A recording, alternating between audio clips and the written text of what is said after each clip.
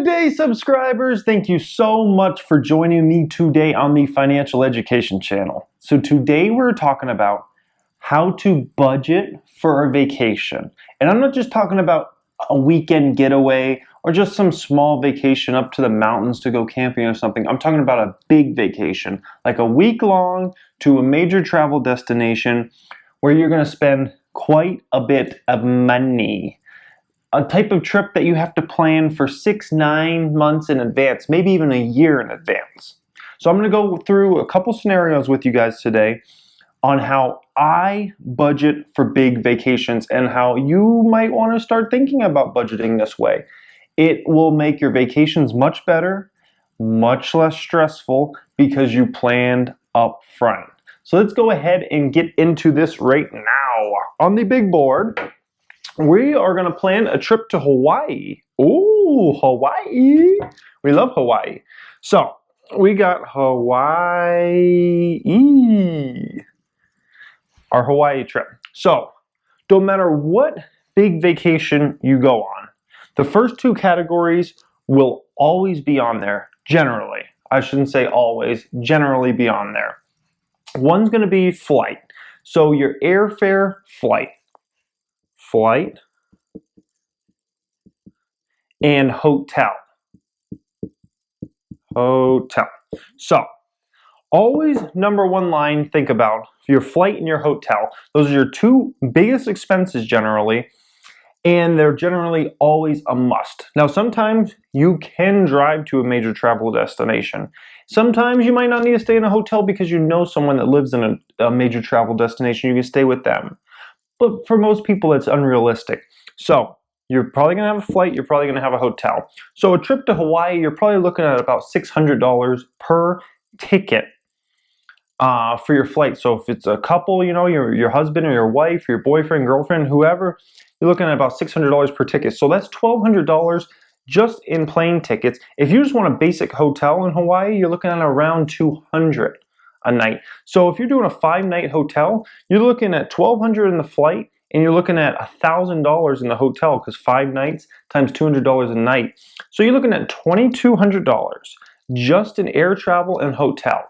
We haven't even gotten all the fun stuff or anything else like that. Flight and a hotel, you're at $2,200. That's why trips, for the majority of people, you need to plan way in advance. At least 6 months minimum before you even think about going on a vacation, if not 9 months. That way you give yourself time where you can save up and save your money toward that trip. But when you're thinking about this trip, you need to do this work all first.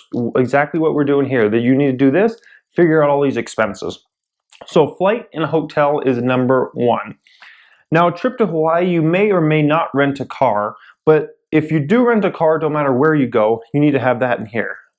A car is generally a pretty big expense and very expensive if you are young.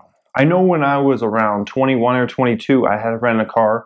We went on a vacation, and for 5 days, it was like $600 because I was under 25 years of age. So if you're under 25 years old and you're planning on going on a trip, you get screwed if you rent a car. Absolutely screwed. So that is something to take into account there. Now, the next biggest category you're going to spend most of your money on a major vacation is food. So you need to have a budget for food. Everywhere you go that's a major travel destination, you're probably going to want to eat lots of food there, and it's probably going to be pretty expensive. So whether you go to Hawaii, it's probably going to be pretty expensive. Whether you go to Vegas and stay on the Strip, everything's very expensive. Whether you go to Miami, everything's very expensive. So no matter where you go, things are going to be pretty expensive for food. So create a food budget. And how I do it is I think about, okay, I'm going to spend this much for breakfast on average, probably this much for lunch, this much for dinner. So maybe it's a 10, 20, 30. I'm going to spend $10 for breakfast, $20 for lunch, $30 for dinner. So I'm going to spend $60 per day times 5 days there, let's assume. We've got $300 in spending for food. So figure out this category because this is your next biggest expense. So food, flight, and hotel, you're generally always going to have on every vacation, generally. Okay, So now for this Hawaii trip. So now we got to figure out activities budget. Activities. So you need to research. Do I want to drive to the top of the volcano? Do I need to rent a car for that? If I haven't, how much is it for a day? Do we want to go snorkeling? How much are snorkel rates? Do we want to do this, that? Now, you don't need to plan it all where you're like booking it all, but you need to have in your mind, okay, we're probably going to do this, we're probably going to do that, we're probably going to do this, we're probably going to go shopping and spend some money and whatnot. So have a budget prepared for all those type of things. I know when I went to Hawaii, I probably spent $500 on activities. We probably spent $500 on activities. So have an activities budget in mind. One last category is your emergency category. Emergency. Boy, that got sloppy down there at the end. It's hard to write down there. So emergency. Not really like an emergency budget. It's more like a, if we go over budget money. That's what it is. If we go over budget somehow, that's the last little bit of money. So I always suggest, no matter what, once you figured out all these categories, figure out like $100, $200 extra just in case you go over on food, or just in case you want to do an activity so bad that's, you know, $100, $200. You have that in your emergency budget. That way, you never want to go on vacation and think, oh man, I wish I could have done that. That stinks. And then, you know, because especially a vacation like this, it's not like it's just going to come every year. It might be 10 years before you go back. It might be 20 years. You might never go back. You never really know. So you want to make the most of that. So always have a little bit of money in that emergency fund just in case you want to do something else while you're there. So let's assume this was Vegas instead of Hawaii. You were planning on a trip to Vegas.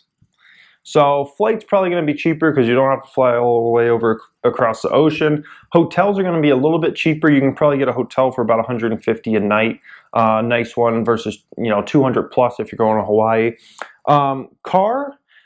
A car, if you're going to Vegas trip, you might not need to get one. You can probably just Uber your way around or walk the strip, because most likely you're going to stay on the strip your whole entire Vegas stay.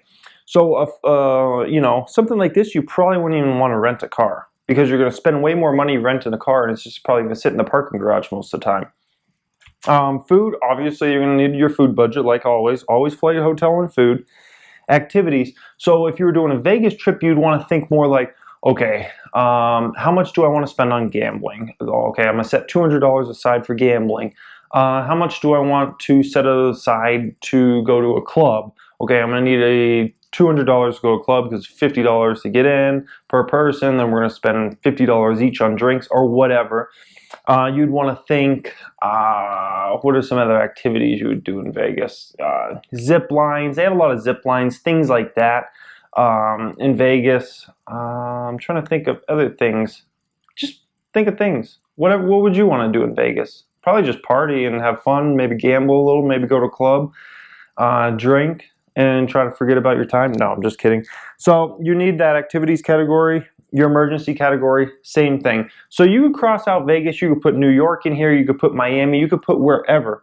But do it this way. Flight, hotel, do you need a car? Food, activities, emergency.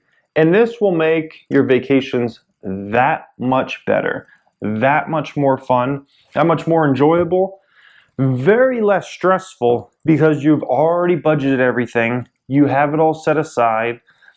You're not dipping into funds that weren't for that vacation. You're only dipping into funds that you had already set aside strictly for that vacation.